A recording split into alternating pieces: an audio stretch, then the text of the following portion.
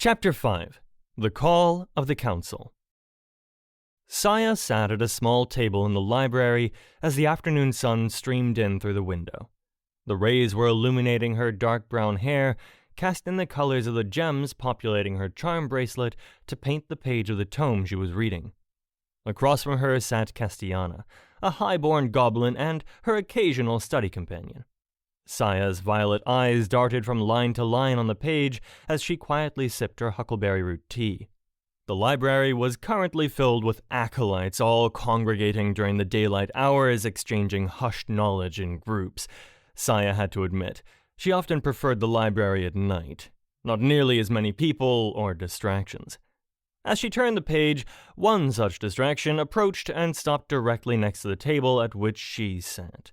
Both Saya and Cass slowly looked up to see the elf who stood beside them. It was Thaden, Maester Valor's acolyte, a point which he loved to remind people of every chance he got. Thaden placed a hand on his chest and gave a respectful bow to Saya. "Lady Saya," he greeted. Saya returned the gesture with a slight nod of her head, but did not return the honorific title. "Thaden," she merely replied, noting that Thaden had not even bothered to acknowledge Kess's presence.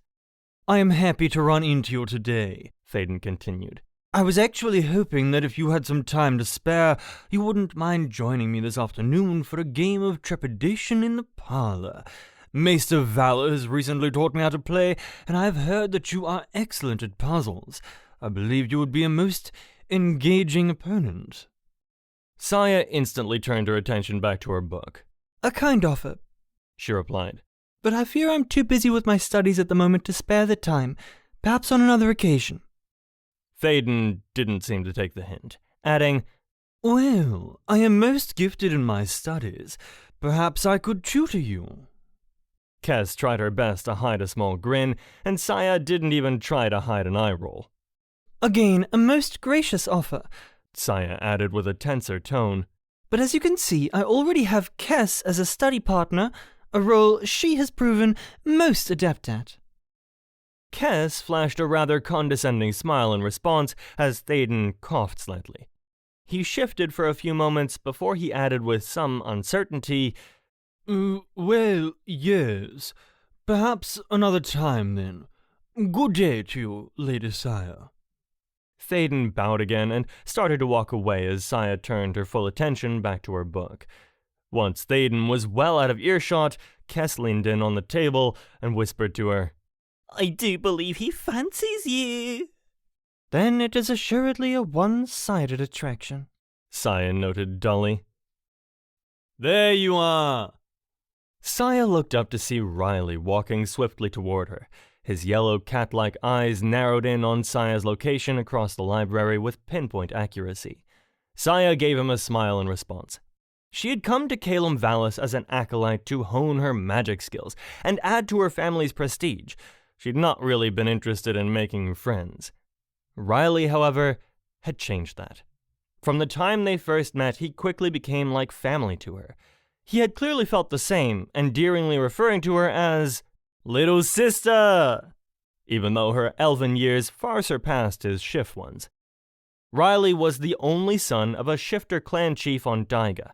Saya knew only a bit about his past. He had lost his mate about 30 years ago, and he had clashed with his father constantly growing up. It was clear from his hesitation in talking about his family and his past that they weren't exactly happy memories. Saya had asked once if he ever thought of going back to Daiga, and Riley had simply responded, "I can't go back." It had something to do with a fight with his father, but Riley had never elaborated. He seemed completely unbothered that there were no other shifters at Calum Vallis. Actually, he appeared rather pleased by that fact. Riley immediately grabbed a chair from another table and sat down next to Saya and Kess. He ran a hand through his medium-length blonde hair as he gave an exaggerated sigh of exhaustion. "I've been looking all over for you," Riley added to Saya. "What have you been doing all day?" "Studying," Saya stated plainly. "You should try it sometime." Riley flashed a playful smile. "There's no need to study when you're as naturally talented as I am." Kess snorted to his comment, making her distaste apparent. Castiana had always had a problem with Riley, seeming to provoke him at every opportunity, and as far as Saya could tell, her indignation seemed to be solely based on the fact that he was a shifter. Granted, shifts were not common amongst mages, mainly because shifters believed their magic to be natural, and all other magic to be a perversion of the natural order. Riley, however, did not hold to this doctrine one bit. A talented chef, Cass added mockingly. Now that's a contradiction if I ever heard one. Riley grinned at her. Now, Cass, no need to deny it, he added with a glint in his eyes. You're positively green with envy. Saya could see the anger flush in Cass's sage-hued cheeks. How would you like a muzzle, mongrel? She hissed. Mongrel? Riley inquired. Is that your way of comparing me to a dog? That's rather rich. Coming from a bitch. Cass shot to her feet, prepared to strike Riley with the most heinous spell she could think of, but Saya clicked her teeth loudly in frustration, gaining the attention of both her friends. I believe I already stated, Saya began sternly, that I'm trying to study, and will not be cast from the library due to you both brawling. Cass pulled her chin up, puffed up her lips, and sat back down in her seat begrudgingly, still staring at Riley with malice. Riley was not bothered by her attitude at all. In fact, he seemed to delight in the fact that he had successfully goaded her. Saya sighed. Riley, I'm assuming you came here for a purpose other than starting an argument? She questioned. Riley turned back to Saya as a wave of recollection washed over him. Oh, that's right, he continued. I've heard the most scandalous gossip, and I simply had to tell you. What is it this time? Saya smiled. Did some high-born maid wear the wrong color to a banquet or something? Oh, better than that, Riley added with a wide grin. Much better. Word around Calum Vallis is that Maester Arden has finally gotten himself an acolyte. Saya shook her head and muttered, About time. What a wonder. The drunken degenerate finally found a flunky. Cass noted dully. The council must be delighted. Not quite, Riley replied with a sly smile. 'Cause word is that his brand new acolyte is human. Saya and Cass gaped back at Riley, open-mouthed, eyes wide. You must be joking, Saya replied. Riley shook his head. Not even I could come up with a punchline that good. Has Maester Arden completely lost his senses? Saya inquired. Assuming you had any to begin with? Cass noted. I imagine the council is asking themselves the very same question. Riley shrugged. Well, he won't stay, Cass stated, obviously. The council will never allow it. Maester Arden is saying it's his right to choose the acolyte he deems fit, said Riley. Within reason? Saya argued. A human hardly qualifies. Riley shrugged, clearly in agreement but unable to offer an excuse for the behavior. I actually pity the poor frail thing, Kestiana added. First spell it tries to cast will see its body parts strewn across Calum Vallis in spectacular fashion. Human lives are short enough as it is for it to hasten its end, so... Kes smiled slightly before adding, The human will not last a week. While Saya agreed with Cass, she hoped that Lord Arden would have more sense than to let this human try spells willy-nilly till it blew itself to kingdom come. Still, he had lacked sense in allowing a human to be his acolyte in the first place, so she supposed anything was possible. Kai stirred to the morning light seeping through his eyelids. That meant it was already past sunrise. Umbri would be raising holy hell about the location of his breakfast and would come storming in any second to drag Kai from his slumber. But for some reason, it was particularly difficult for him to wake. He was sleeping comfortably, which almost never happened, and having the most bizarre dream he wasn't yet ready to wake from. About travels to Iselia, seeing the silver city of the elves, becoming a mage himself. The dream was far preferable to reality. As such, he was procrastinating the return to his habitual existence. But he also knew one could only defy reality for so long. Kai begrudgingly pushed himself up off his pallet, only to be surprised that the ground felt soft beneath him. As he slowly opened his eyes, he quickly sat up to the realization that he wasn't in his woodshed. Kai was lying on top of a feather bed and pillow. A couple of bluebirds were on the tree limb outside, singing their early morning song. Kai noticed that several books were strewn about on the bed where he lay. He slowly remembered falling asleep reading some of the volumes of the history of Iselia that had been on the bookshelf in his room. It hadn't been a dream. Kai immediately shot up with renewed vigor. He swiftly washed up in the bath before dressing in the blue robes in his wardrobe. He put on his gold amulet and leather belt before adding the gold bracers Arden had told him about. Apparently, they helped focus energy and were an important training tool for acolytes when first trying to harness their power. Lastly, he threw on a pair of hardened leather moccasins before heading toward the door. Before he could grab the handle, Kai caught a glimpse of his reflection in a mirror on the wall, causing him to pause for a moment. It almost looked like another person staring back at him. And the reflection certainly looked the part of a mage, even if the person casting it felt far from it. Kai closed his eyes and took a deep breath. He was a mage now, so he had better start acting like it. Without another glance, he turned back and opened his door to the common area. A warm breeze wafted into the room from the open glass doors on the veranda. Arden sat at the small table by the bar, sipping a cup of tea and casually reading a book. His attention momentarily diverted when Kai entered. Ah, Kai. Solara Anor.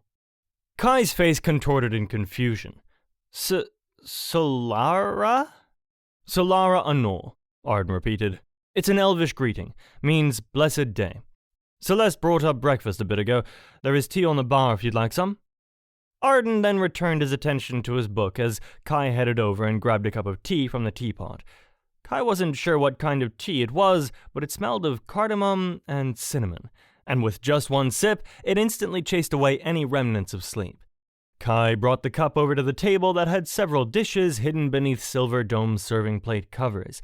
He sat down, catching wondrous whiffs of delicious food.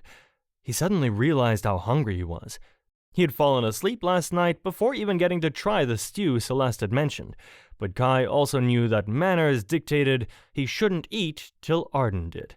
He had never sat at a table for a meal, let alone with an elven maester, and the last thing he wanted to do was offend Arden.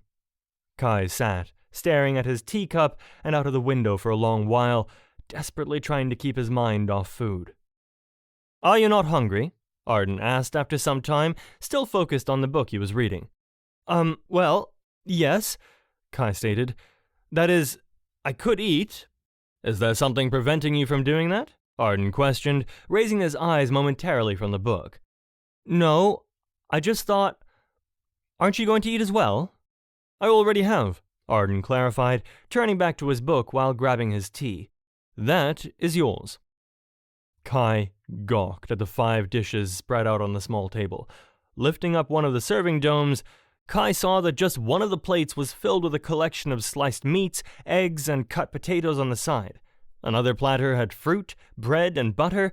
Another had pancakes with syrup. The remaining 2 contained what Kai could only describe as cheese and meat casserole, stuffed with bacon and bits of sausage. "This is all from me?" Kai questioned in disbelief. "Oh, Celeste has never made food for a human before. I'm guessing she didn't know what to make, so she just made a bit of everything." Kai looked back at the feast that lay before him, appreciative of Celeste's efforts and not wishing any of it to go to waste. But he was also certain 10 people would have trouble getting through the banquet she had prepared, let alone just him. Arden seemed to pick up on Kai's train of thought, adding, "Just eat whatever you like. I'll remind her later she's making food for a single person, not a small village." Kai nodded and dug into the meat and potatoes first, each bite more delicious than the last. It was the first time he could remember that food was still warm by the time he got to it. Kai made it through as much of the buffet as he could and several cups of tea before he was so full he couldn't take another bite. He couldn't help but feel a twinge of guilt looking down at the 3 plates still remaining, virtually untouched. Glancing up from his food, he noticed that Arden was still engrossed in his book. "What are you reading?" Kai inquired. "It's a grimoire on elemental magic. I was hoping there would be some mention of the stones in it." "Have you had any luck learning more about them?" Arden shook his head. "Though I don't expect it to be an easy search. The stones are so old it's possible they predate our current written word. Nonetheless, I'm optimistic some mention of them will be buried in the library. Arden closed the grimoire and placed it on the table. But today, we will be focusing on a different kind of elemental magic. Seeing Kai had finished eating, Arden stood up. "Evanora," he muttered with a wave of his hand. The dishes on the dining table instantly disappeared as Kai looked on in wonder. He silently questioned if Umbri had known that spell, but decided not to broach the topic. No doubt, even if Umbri did know it, he wouldn't have wasted an iota of energy to cast it, not when he had Kai to do the cleanup. Arden walked from the dining table to the buffet in the corner and picked up a single candle within a silver candlestick. He walked back to the table and placed the candle in front of Kai. "Repeat after me," Arden stated. "Pyrela." "Pyrela," Kai recited with perfect accuracy. "Very good. It means flame in ancient. Your first task is learning to unleash your magic, and for that, we're going to start with something simple." Arden pointed to the candle in front of Kai. "Light the wick of the candle, preferably without setting the dining table ablaze. Focus on the word and call forth fire from deep within." Kai took a deep breath and straightened up in his seat. He held a hand out over the wick, closed his eyes, and recited the word clearly. "Pyrela." After a few moments, Kai opened his eyes to an unlit candle in the center of the table. He looked to Arden, his face contorted in confusion. "Was my pronunciation off?" "No, kid," Arden replied with a smile. "It takes time to learn to harness the powers of magic. This is an exercise to help you with that. It's like learning to use a muscle you never have before. Over time, you'll strengthen it, and it'll get easier. Try again." Kai repeated the same actions from before, only this time focusing harder on the word. "Pyrela," he repeated again. And yet again, nothing happened. Kai squinted slightly as he looked to Arden. "Are you sure that "You possess the skill," Arden replied before Kai could even finish the statement. "I'd say the only one you're lacking right now is patience. Now, try again." Several hours later, Kai was staring at the candle in front of him as though it were his nemesis. No matter how he pronounced the spell, no matter how he focused, the wick wouldn't ignite. It didn't even flicker. "Don't let it discourage you," Arden responded, standing at the bar pouring another cup of tea. "Magic takes time to learn, and a lifetime to master." Kai nodded in acknowledgement. He wasn't about to give up. He was far too stubborn for that. "How long does it normally take for a mage to master this exercise?" Kai asked. "There is no normally," Arden replied. "Every acolyte is different. There are some that can light a candle instantly when placed in front of them. There are some who take years to achieve the same task." Kai felt his eyes widen in response. "Years?" he clarified. "Like I said," Arden continued, "magic takes time. You can't rush it. The only thing you'll achieve by that is to—" Arden suddenly froze mid-sentence as his eyes closed in concentration. Kai was worried for a moment he might be ill. He then noticed the amulet that Arden wore was glowing brightly. He had remembered Arden mentioning the other day that the amulet could be used to communicate by focusing your thoughts. He wasn't sure who Arden might be communicating with, but Kai was certain he should not interrupt. Kai sat frozen, waiting for some movement from Arden. Eventually, the amulet dimmed, and Arden opened his eyes. His brow creased in disapproval. "Is everything all right?" Kai asked, once Arden set his teacup back down. "I'm afraid we'll have to cut today's lesson short. We've been summoned by the council." Kai quickly stood up from the dining table, feeling a sudden surge of anxiety. "Both of us?" he inquired. Arden nodded. "The council, it seems, would like some information on what exactly happened on Helia, among other things." Kai followed Arden to the great white building where the council hall was located. Walking through the gardens toward the formidable structure, Kai's stomach twisted into knots. He immediately regretted his large breakfast. Arden had stated that they were to give testimony on what happened with Umbri, but Kai was more focused on the greeting he would receive in the High Council chamber. He knew the council was not pleased about his station as Arden's acolyte. The whispers and glares he received just walking the halls told him as much. Kai had anticipated this day would come eventually, although it didn't make facing it any easier. The first human mage would not be easily tolerated or accepted. Magi code or not, if the council outright revoked Kai's apprenticeship, he knew he would be shipped back to Helia without so much as a second thought. And he already knew what fate would await him there. In the back of his mind, Kai was turning over possible solutions if he was sent back to Helia. Maybe he could hide in Camerus from Umbrian and Hellian law. The settlers would probably take him in, keep his presence there a secret. That is, of course, if he wasn't sent back in chains straight to his execution. Kai snuck a sideways glance at Arden, who seemed completely calm. He walked with no more haste than that of an afternoon stroll, as though they were headed to see some sight instead of certain doom. "It wasn't your last meal," Arden remarked suddenly, causing Kai to snap his head around. "What?" "Breakfast," Arden added with a comforting smile. "You look like you're walking to the gallows." Kai shook his head defiantly. "I'm fine," he asserted, quickly trying to change his demeanor to reflect as much. Arden gave a suspicious look. "Right," he answered, unconvinced. "Just remember, kid, you're not facing the headsman alone." Kai smiled slightly and nodded to Arden in appreciation. It was somewhat of a comfort that at least Arden stood beside him, though he imagined there were limits to even what he could do, facing a room full of angry mages. If they truly wished Kai gone, they would make it so, arguments from Arden or not. "They will try to intimidate you," Arden warned as they continued along the path, the High Council Hall coming into view. "But no matter how much they goad you, no matter how much they push, don't give them the satisfaction of a reaction. Answer questions directly, but otherwise remain silent. Got it?" "Got it," Kai nodded in understanding. As Arden and Kai reached the base of the council hall, they started their ascent up the marble steps, approaching a pair of double doors the size of full-grown oak trees. A star was drawn on the front, each point tipped in gold. Kai had learned from books in his room on the history of Iselia that each of the points of the star represented one of the 6 realms, with the center representing Iselia. There were words in ancient cast at the top of the door.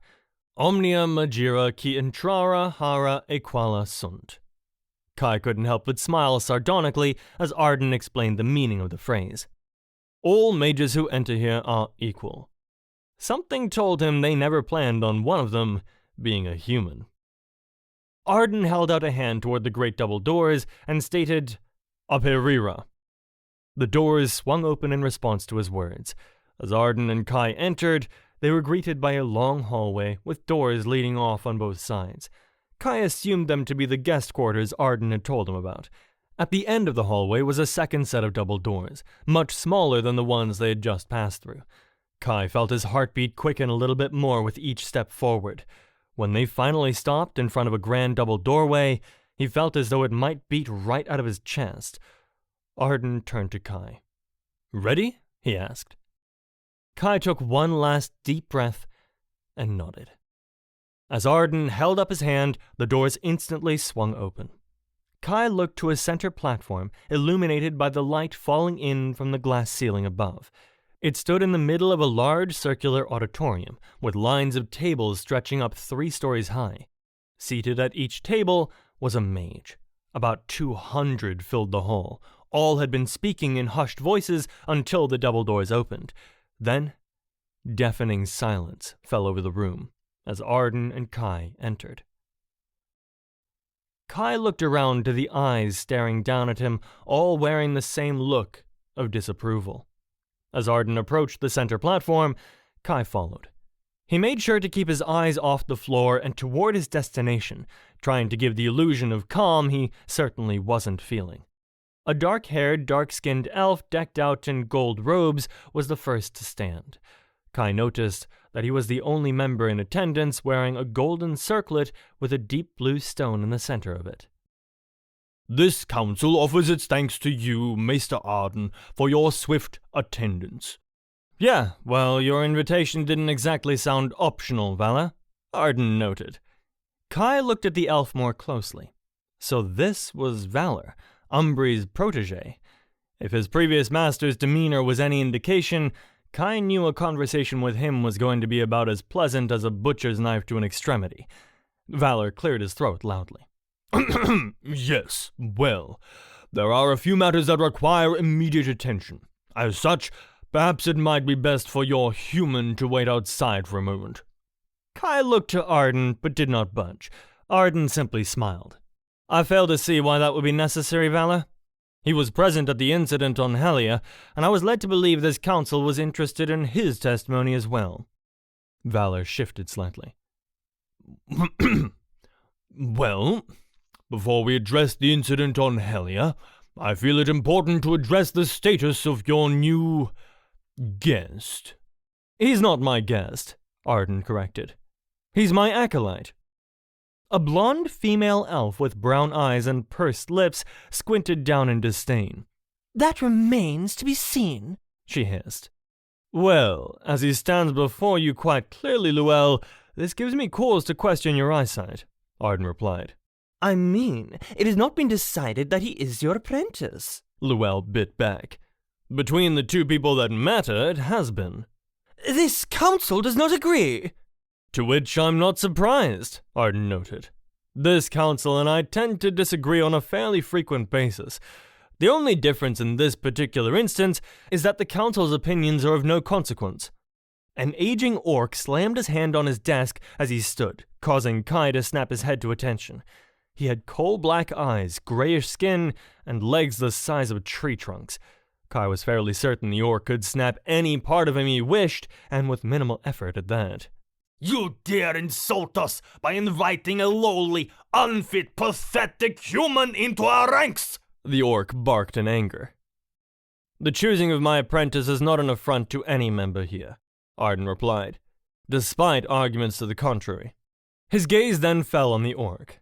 And Maester Fyron, you will choose your words carefully when addressing my acolyte, or I will return such hostilities in kind. Arden growled. Kai was surprised Arden had offered such a reaction on his behalf.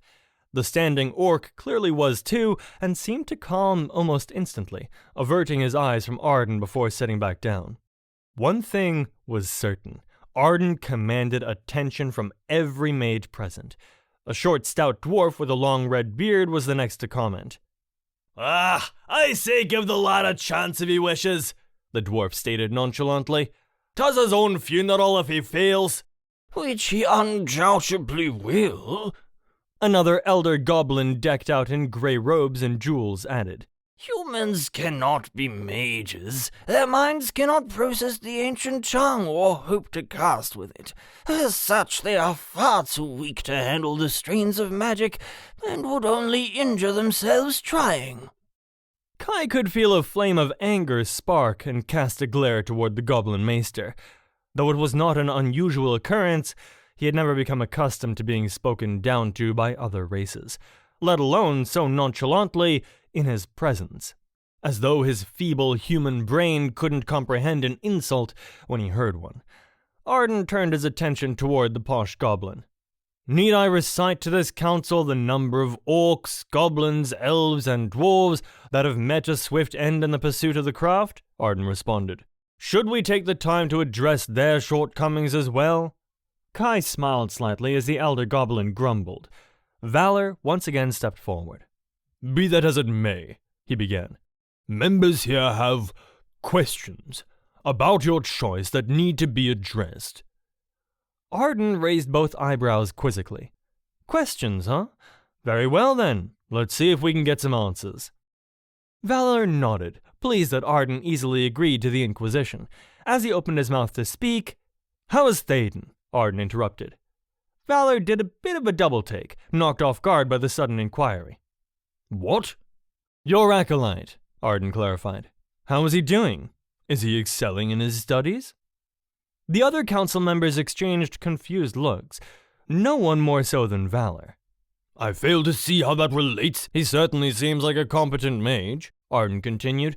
I must say I was surprised you chose him as your acolyte, though. I remember you had another candidate, a dwarf by the name Garrick, was it? That seemed like the natural choice.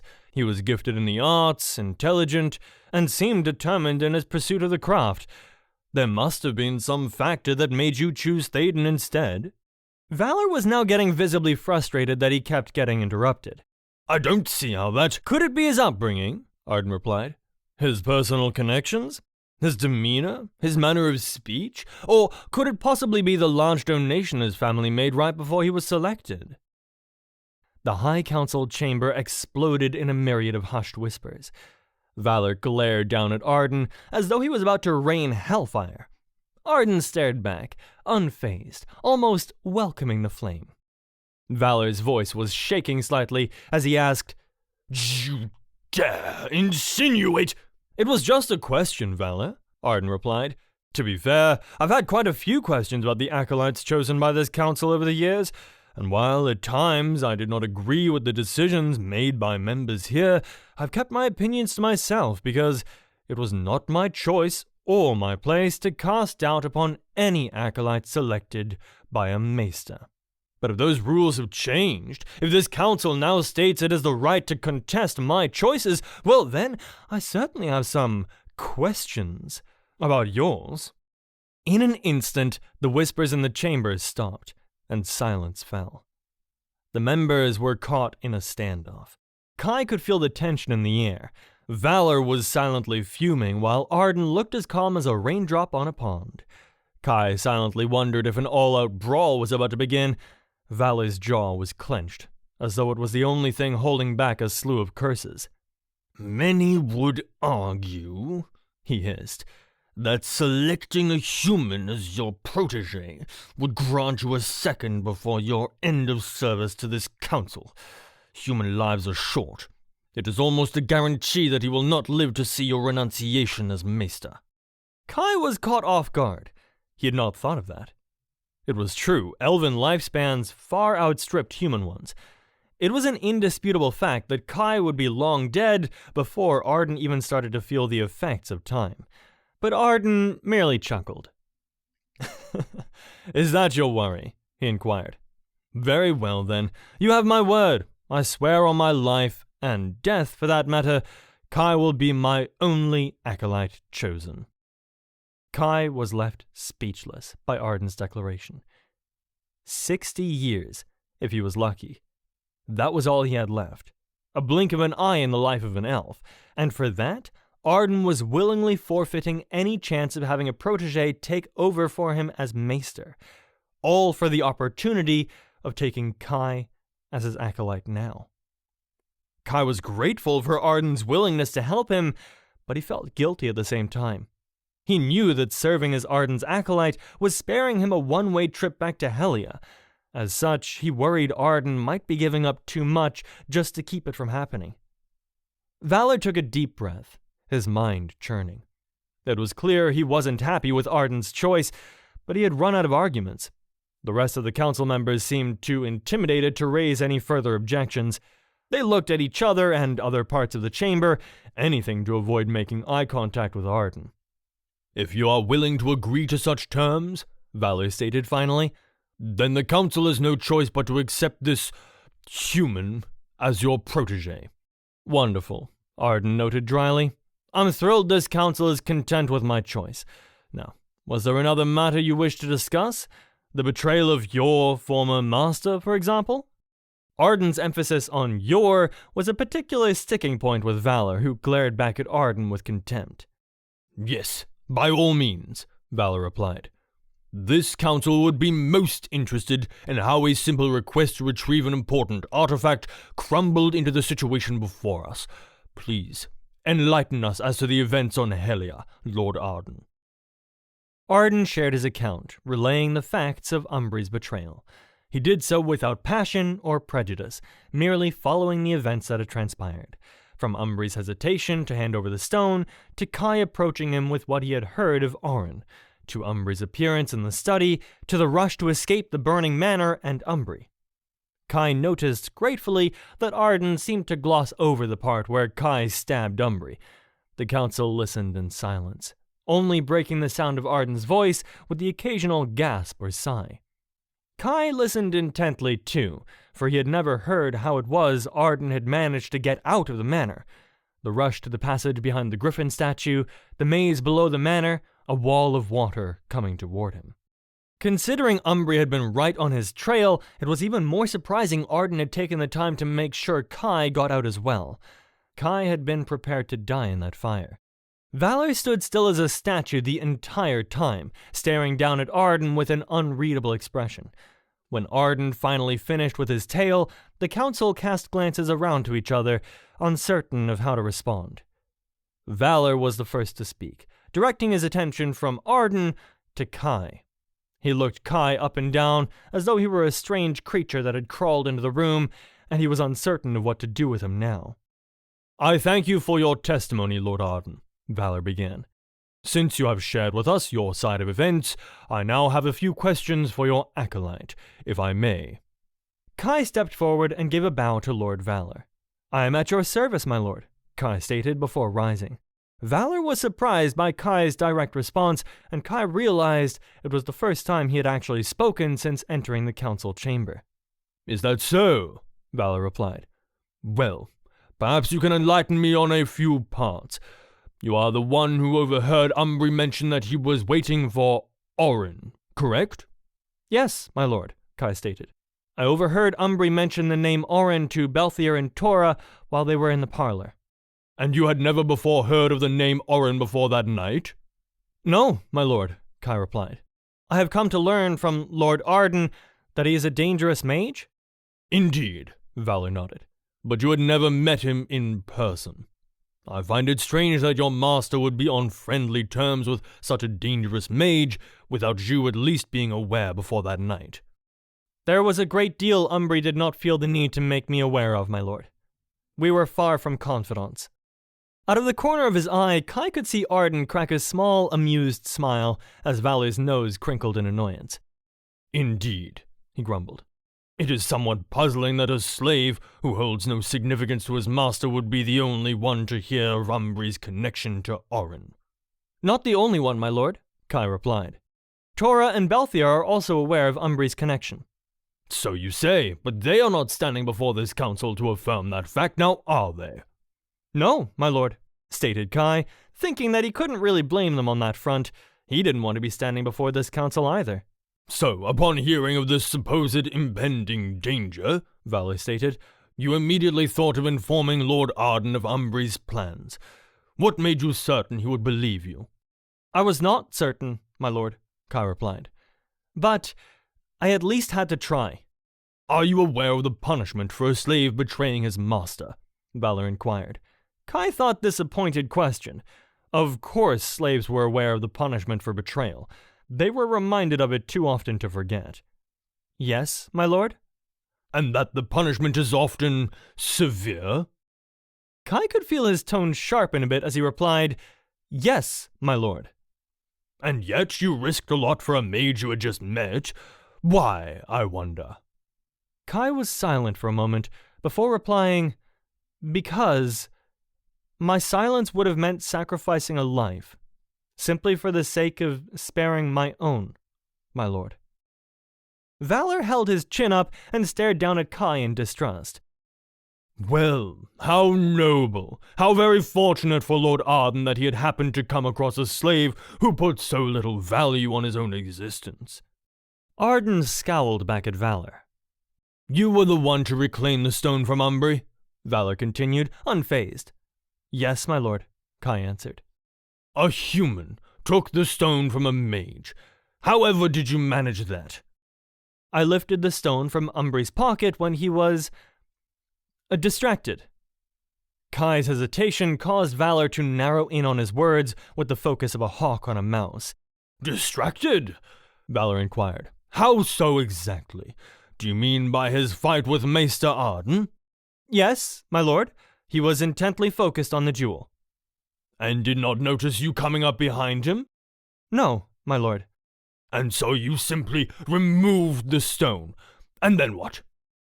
"I saw Umbri try to strike Lord Arden with an axe, so I attempted to help him." "And just how did you, a human, attempt to help him?" By attacking Lord Umbri, my lord.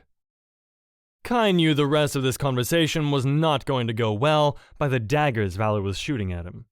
Attack him, Valor hissed. Just how did you attack him?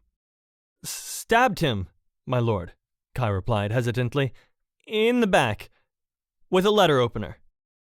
The familiar sounds of shocked murmurs echoed throughout the hall, all eyes looking at Kai in disapproval. Valor sneered at Kai as Maester Luell raised an eyebrow in surprise. Interesting apprentice you have chosen here, Arden, Luell replied.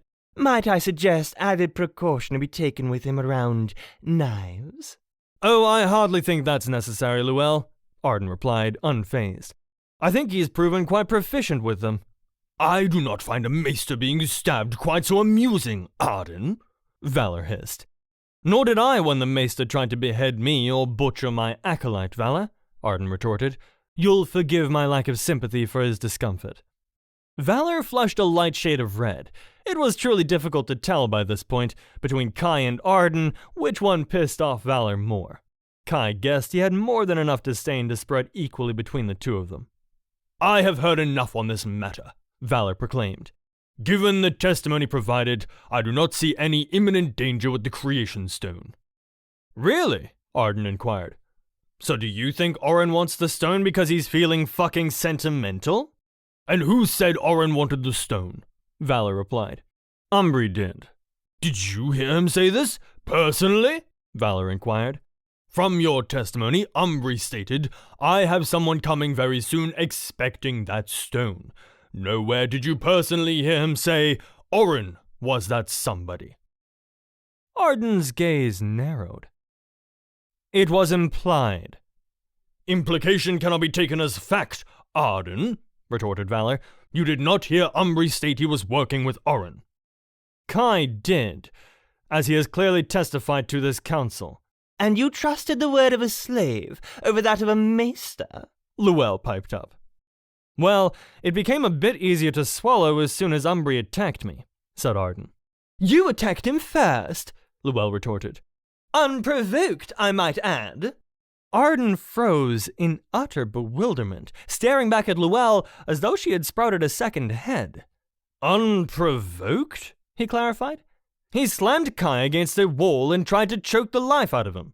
How he chooses to discipline his servant should be no concern of yours, Arden, she said frostily. Arden glowered as Kai focused his attention to the floor. It was not surprising. Of course the council would rate a maester's life above that of a slave. But it was telling to Kai that Arden so furiously disagreed. Thinking Kai's life was equal to Umbri's was unheard of from a mage till now. Valor leaned forward in his chair and stared down at Kai, a look he was familiar with, one that Umbri had given him on a daily basis. Repulsion. What you have told us today is a good story, Arden, Valor started. But I could think of a good story of my own, one that fits the same narrative. Let's say this boy was dissatisfied with his service to his master. You could say that, Kai thought, and it would certainly be an understatement. And so he sought to escape, basically every minute of every day. But he also knew full well running would get him nowhere. After all, where in Hellia could he go? Doesn't mean I didn't try. So he waited for an opportunity to present itself, and you, Arden, were the perfect opportunity. Wait, what? Kai was casting uncertain glances between Valor and Arden. Arden was stone-faced. This boy saw the animosity you and Umbri harbored for each other, elaborated Valor.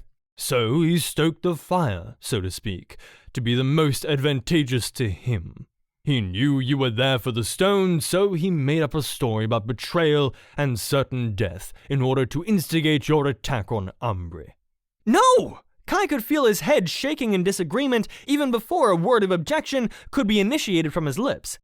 Once he had you convinced, Valor continued, disregarding Kai's silent protest, he helped you gain the stone you were looking for in exchange for his freedom and transportation out of the realm. He already knew about the waterway under the manor, and with a maester assisting him, it will be a quick and easy escape. That is, of course, until you ran into Umbri. Umbri, seeing the boy's ruse, attempted to dissuade you from listening to him. After all, you stated Umbri did try to warn you that the boy was a most gifted liar. That's not... Kai started as he stepped toward Valor, trying to deny the offenses cast against him. Arden threw a stern glance toward Kai, meant to silence him. Kai instantly quieted. Arden was right, after all. There was no point. If the council had already made up their minds about Kai, his arguments to the contrary would merely fall on deaf ears. Valor smiled slightly, clearly pleased he had instigated a reaction from Kai. If Umbri believed you were being misled by this human, it would be only right for him to fight to hold onto the stone, to keep it from falling into the wrong hands. Well, that's certainly an interesting theory, Arden replied. If Umbri's intent was so honorable, then I trust he will appear before this council to state his defense. Valor fell silent. Arden added, I didn't think so. So, I suppose we will have to compromise on our own versions of the truth. Now, since this council no longer has need or interest in our testimony, I trust we are done here? Valor nodded. Just one matter remains, he stated. If you would turn over the stone in your possession to this council... Arden gave Valor a wide, sardonic smile. Now, that's a bit of a problem. Afraid I can't do that. Just what is that supposed to mean? Llewell growled.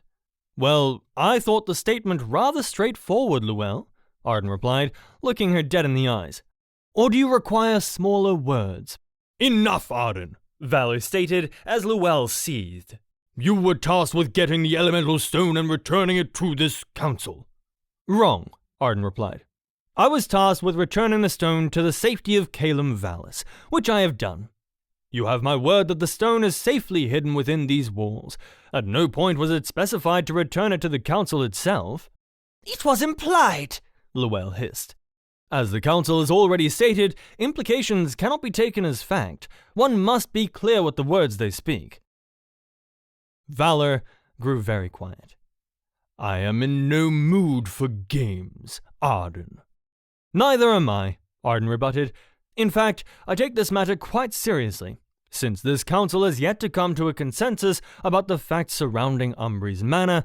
I'm certain you can agree the stone should be kept in a safe location until that concord can be reached, seeing as Umbri's betrayal would mean a connection with Oren and danger for us all. And we should trust you with the stone's safety in the meantime? Llewell barked. Arden turned to her. I was trusted by this council to retrieve the stone. Seeing as I have successfully done just that, I'm curious why that trust would have waned. Unless, of course, my honor is being called into question here. The council chamber erupted in hushed whispers as the mages present exchanged glances and chatter. Valor drummed his fingers on the table in front of him, while Llewell whispered in his ear. Valor was clearly torn, and Kai could see why. Even if he wasn't the leader of the council, Arden obviously held great sway with it. If Valor rebutted Arden and demanded the stone's return, it would be as much as calling Arden untrustworthy in the eyes of the council, which would not go over well. Then again, giving in to Arden's demands to keep the stone away from the council could be seen as laxity and weaken Valor's position. Valor was sandwiched firmly between a rock and a hard place, and his mind seemed to be turning over which scenario would be most advantageous to him. After several minutes, Valor held up his hand as the entire council hall fell silent. He looked down at Arden. You are quite right, Maester, Valor began. Further investigation of the events at Umbri's manor is required, which I will make sure to address.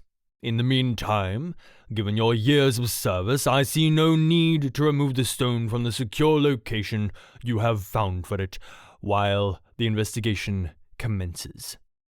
Arden gave a curt nod as Valor added, However, should the investigation produce that Umbri was not in league with Oren, that this tale was, in fact, invented by an errant slave, as I suspect, then you will turn the stone over to this council post-haste. Valor then turned to Kai.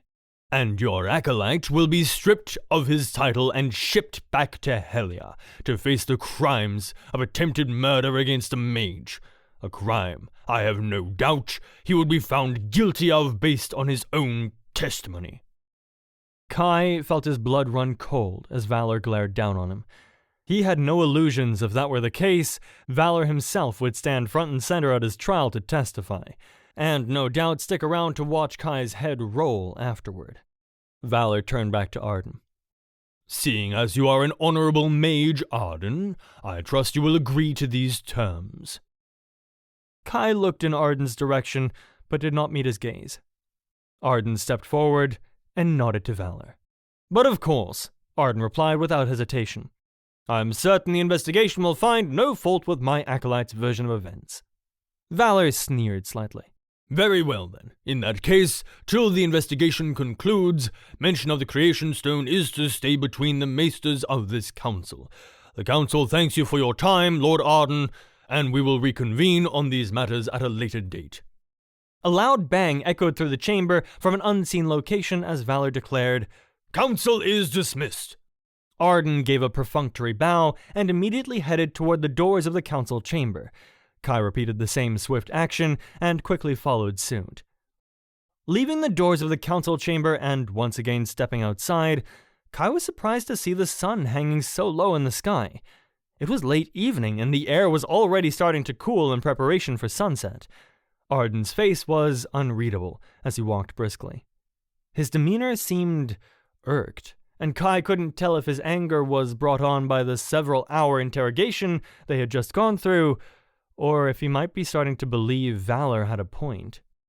It didn't bother Kai that the council thought he could be a traitor. It was nothing he hadn't expected, but it bothered him greatly that Arden might have believed the explanation. That Arden could think he had misled him for his own gain. Kai felt compelled to defend himself, to try and convince him that he wasn't lying. Arden? Kai started, halting his procession. Arden stopped as well, turning back to look at Kai in confusion. What Valor said? Kai began carefully. About me? I wanted you to know. Kai, Arden responded curtly, cutting Kai off. Kai went silent, feeling his assumption of Arden being angry with him was right on the nose. To his surprise, though, Arden took a deep breath, sighed, and shook his head. He seemed to soften his demeanor a bit. I was there, Arden continued. Valor can paint any rosy picture he wants, but I witnessed the look in Umbree's eyes. We both did. I saw his intent, whether the council wants to see it or not.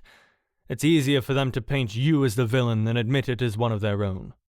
Arden paused for a moment, before adding with genuine sincerity, It may not be much consolation, but at the very least, you don't have to try to earn my trust. You already have it. Kai gave a small grin and inclined his head graciously. At that moment, something changed between them. Kai didn't look at Arden with the same tense intimidation he had before. He saw him now as a friend and mentor. If Arden had proved anything today, it was that he trusted Kai. And in return, Kai knew Arden was someone he trusted too. Arden nodded before continuing his walk toward the castle at a much calmer pace. Celeste probably has dinner ready, Arden stated, looking at the sun starting to set on the horizon. And after a day like today, I could certainly use a drink. How about you? Kai smiled slightly before adding, anything but fire whiskey. Arden chuckled and clapped a hand on Kai's shoulder. All right, kid. We'll work our way up to that.